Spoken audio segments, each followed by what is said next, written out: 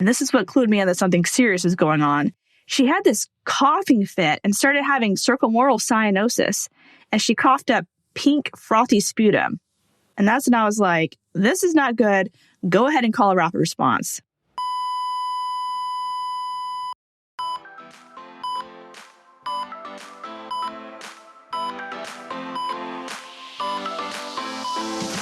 Hey there, I'm your host, Sarah Lorenzini, a rapid response nurse and educator who loves telling stories to teach critical thinking. This podcast is for nurses who want the knowledge, skills, and confidence to respond to any emergency.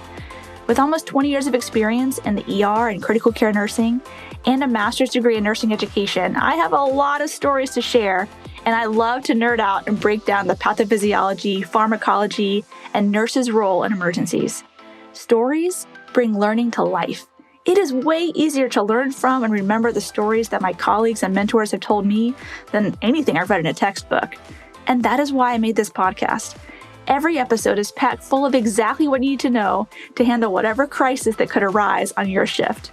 It's one thing to get the right answer on the test, but knowing how to detect when your patient is declining and what to do when your patient is crashing is what will make or break your day and might just save your patient's life. Welcome back to the Rapid Response RN podcast. Today's episode is actually one that I recorded 2 years ago, but it's one of my favorites.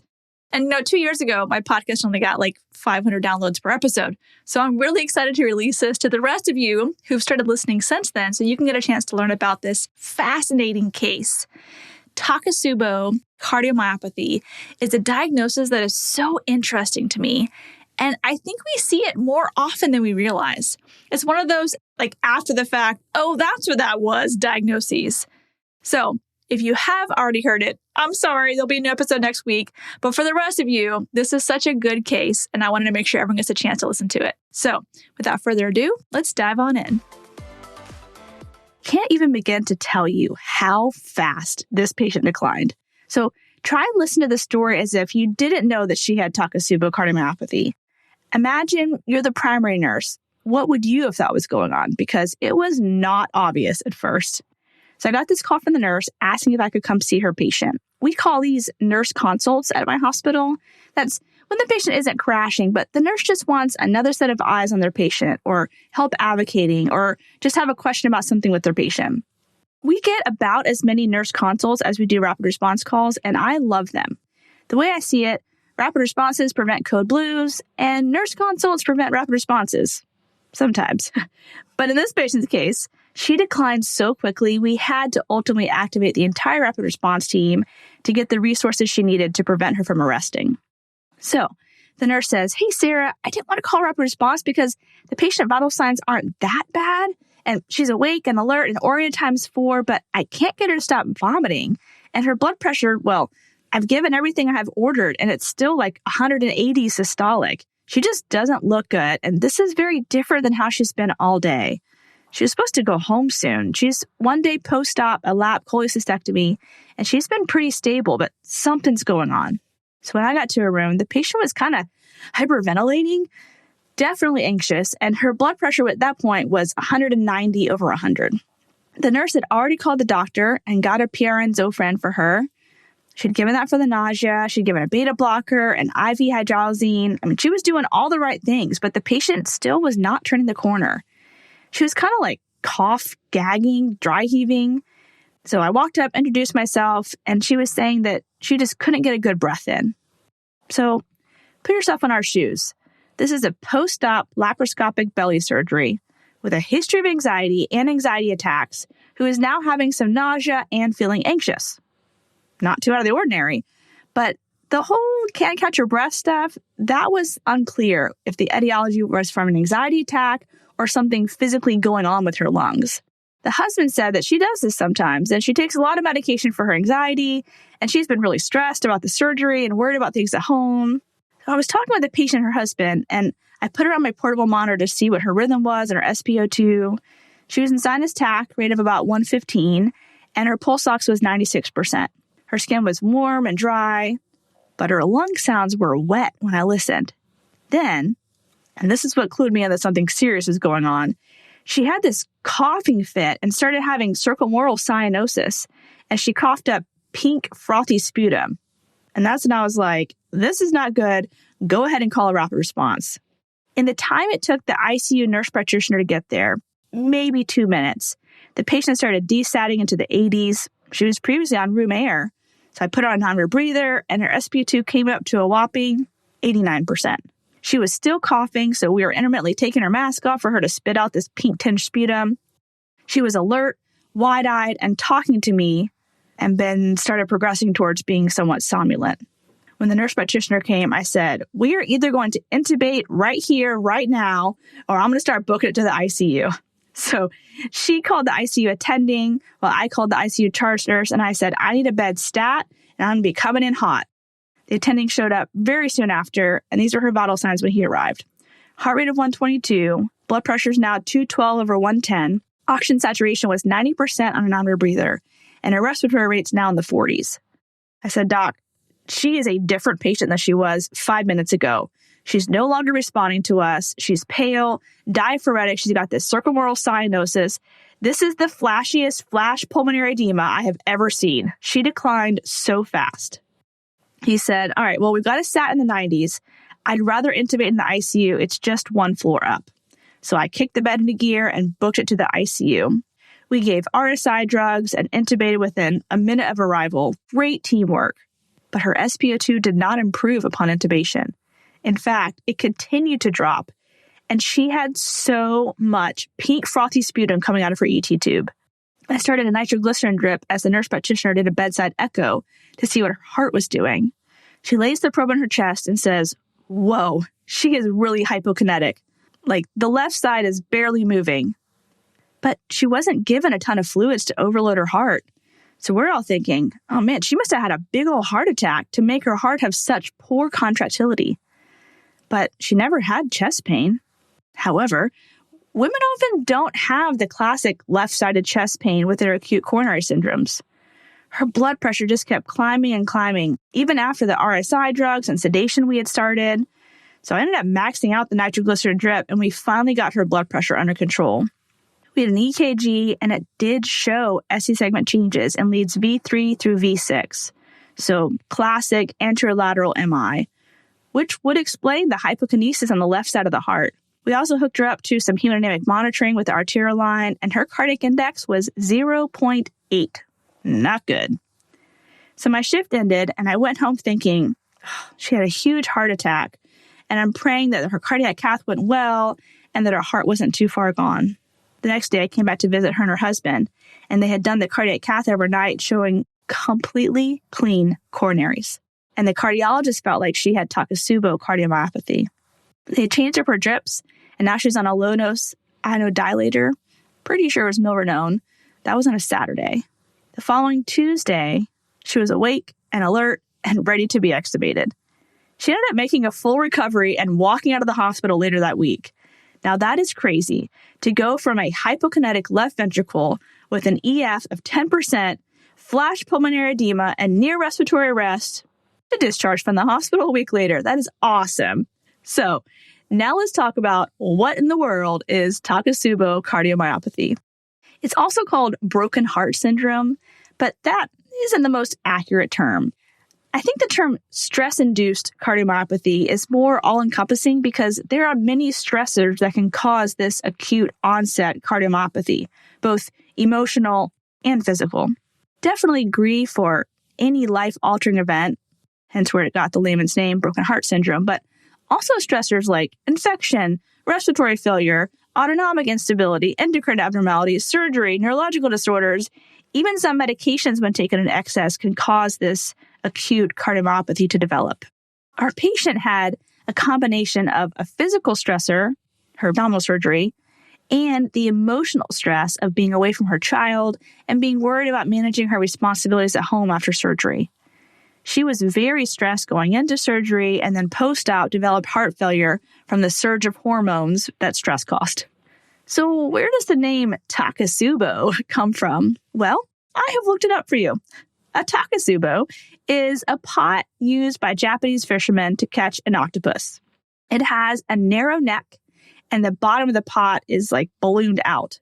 And the left ventricle resembles the shape of the Takotsubo when this stress-induced cardiomyopathy develops. Hey guys, I'll get back to the episode in just a second, but I wanted to pause to let you know that if you love my podcast but wish there were more of these awesome episodes, well, I have great news for you. There is more. My Rapid Response Academy is basically podcast 2.0, plus the huge added bonus of community. I love hosting this podcast, but it's just me, recording into a microphone often by myself. And this extroverted gal who loves to both teach and mentor nurses just wanted more. So in the community I created, I get to teach live every Friday and break down topics that I think every nurse needs to know. From deep dives into the pathophys of every emergency you can think of, to some of the heart of nursing topics as well, like how to advocate with confidence for your patient, how to de-escalate situations, how to deal with bullies on the unit, how to be an amazing preceptor and charge nurse, and some of the mindsets and boundaries that have helped me stay in nursing for the last 20 years, not burn out, and thrive at the bedside. I love the opportunity to answer your questions live, and it's such a joy to see nurses supporting each other in this community. So, if you're an acute care nurse that wants to expedite your growth as a nurse and invest in yourself so that you can provide the best care to your patients, you would love my Rapid Response Academy. So to learn more, I put a link in the show notes for you. Hope to see you there. There's growing evidence that the excessive dump of epinephrine from sympathetic nervous system activation could be the cause of this stretching out and dilating of the ventricle. As you know, with any dilated cardiomyopathy, if it happens on the right side of the heart, you have inhibited ability to get blood through to the lungs, and you start to see symptoms of blood backing up to the periphery with JBD and peripheral edema.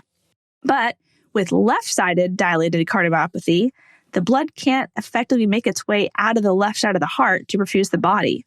So now fluid starts to back up in the lungs. Fluid in the lungs produces shortness of breath and hypoxia. Hers was so severe that she was coughing up pink, frothy, blood-tinged sputum. That's called pulmonary edema. And in her case, flash pulmonary edema, since it came on suddenly and abruptly. I just wanted to interject here. Since I recorded this original episode, I have done a full episode on flash pulmonary edema, also known as SCAPE, or sympathetic crashing acute pulmonary edema. It happens to be episode 82. If you wanted to check it out to learn more. Hearing this again, I'm reminded of how similar these two diagnoses are, both of which is the sympathetic nervous system just going into overdrive. And it just reminds me once again how much our emotional and our physical selves are so intertwined. So when we think about managing both of these patients, our presence, like what we bring to the bedside, how we show up for the patient is so important. Yes, there's a bunch of interventions we have to get going, but we have to do it in a way that's not going to worsen or exacerbate this sympathetic dump of hormones. So when talking to these patients, we are using the most therapeutic communication techniques, and we're trying to reduce the stress and the chaos in the room however possible so that we can kind of calm things down for the patient. So again, these diagnoses are different in that SCAPE has a lot to do with just the fluid backing up in the lungs, and Takotsubo cardiomyopathy is that plus their heart gets all stretched out and dilated. So really fascinating. If you haven't heard episode 82, check that out as well. All right, back to the story. So how are you supposed to know it's Takotsubo cardiomyopathy and not acute coronary syndrome? Well, this is a diagnosis of exclusion. She sure looked like a STEMI at first. Shortness of breath. We didn't get the troponin back till later, but her troponin was elevated. Her EKG looked like a STEMI. Her left heart was all stretched out like ischemic hearts do sometimes, but the cardiac cath was clean. The coronaries were not the problem. Something else caused the heart to balloon out and be hypokinetic. So let me stress this again. All pun intended. Stress-induced cardiomyopathy is never an obvious diagnosis at first. It's a rule out the other possible causes, and then eventually, if all the pieces fit together to form the signs and symptoms and diagnostic criteria for Takotsubo cardiomyopathy, then you can call it that. Okay, so once you have the diagnosis of Takotsubo, how do you treat it? Well, it kind of depends which variant of Takotsubo cardiomyopathy you're dealing with. Is the right side of the heart affected? Is there any obstruction to the outflow tract of the left ventricle? Where is the hypokinesis localized to? But to speak in generalities, You just have to give enough inotrope to make the heart squeeze more effectively, but don't overdo it on the sympathomimetics. That may have been what overstressed the heart in the first place. If excessive sympathetic tone got the heart into this predicament, inotropes could actually exacerbate the problem. So titrate with caution or go with like a low-dose milrinone. We were initially using nitroglycerin for the flash pulmonary edema.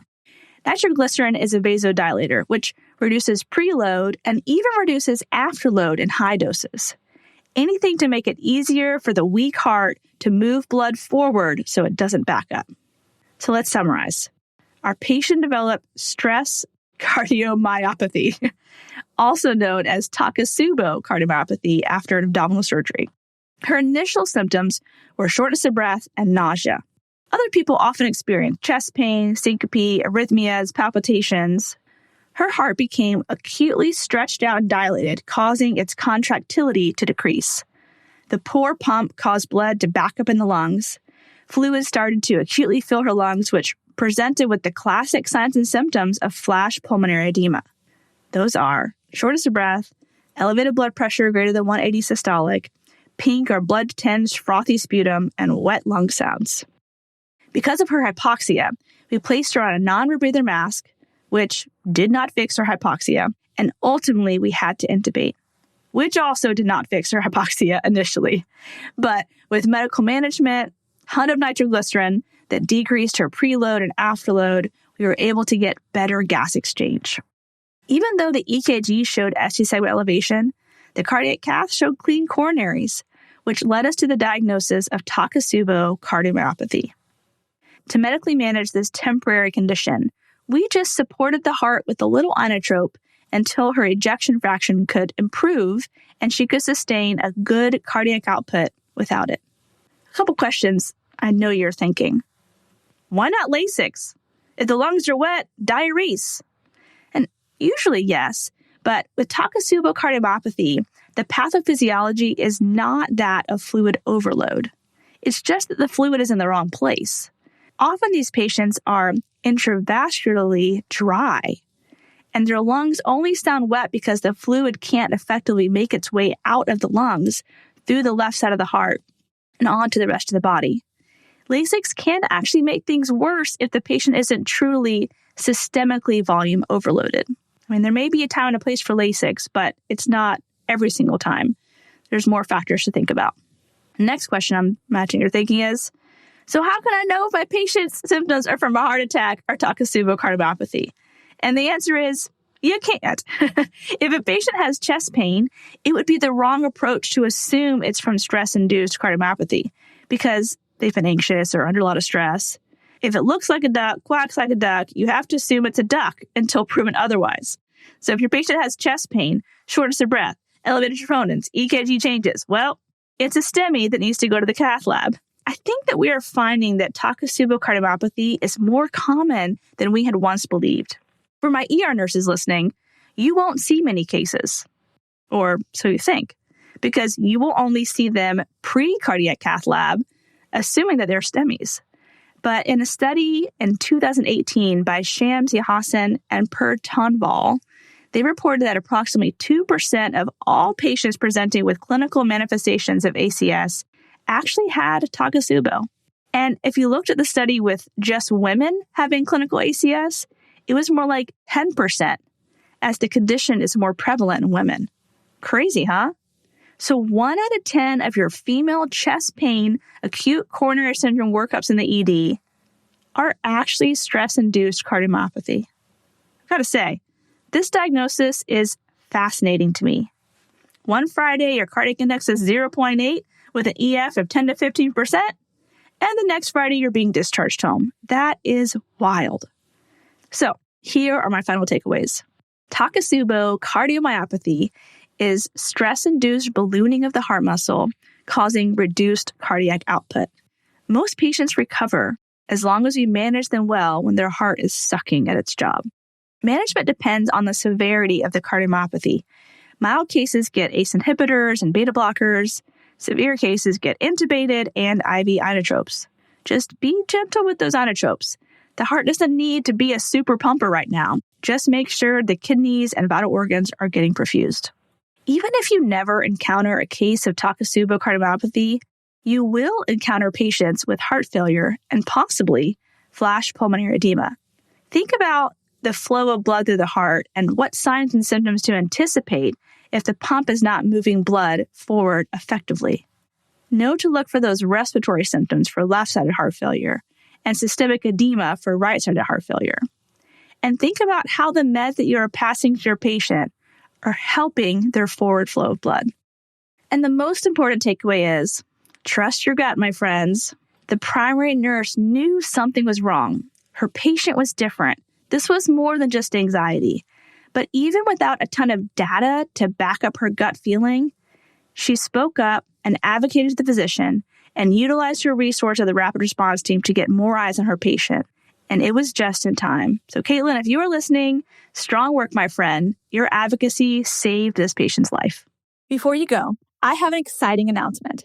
You can now earn CEs for listening to this podcast. That's right. Our Renegade has teamed up with podcast hosts like me who are delivering amazing content that not only educates, but inspires you to be the best for your patients. You get to learn and earn continuing education credits while absorbing knowledge from thought leaders and innovators in the field of health and medicine. You're already listening to podcasts during your commute, at the gym, or while unwinding after a long day.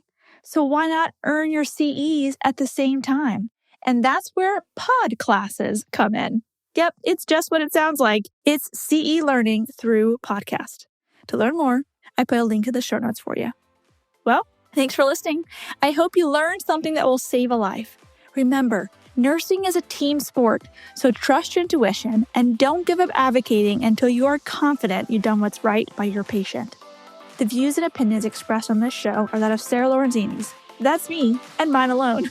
They are not intended as medical advice and should not take the place of your institution's policies or procedures. Evidence-based practice is ever-changing, and your patient care should reflect the current best practice. So if you want to get in contact with me, you can shoot me an email at sarah@rapidresponsern.com or on all social media platforms as the Rapid Response RN.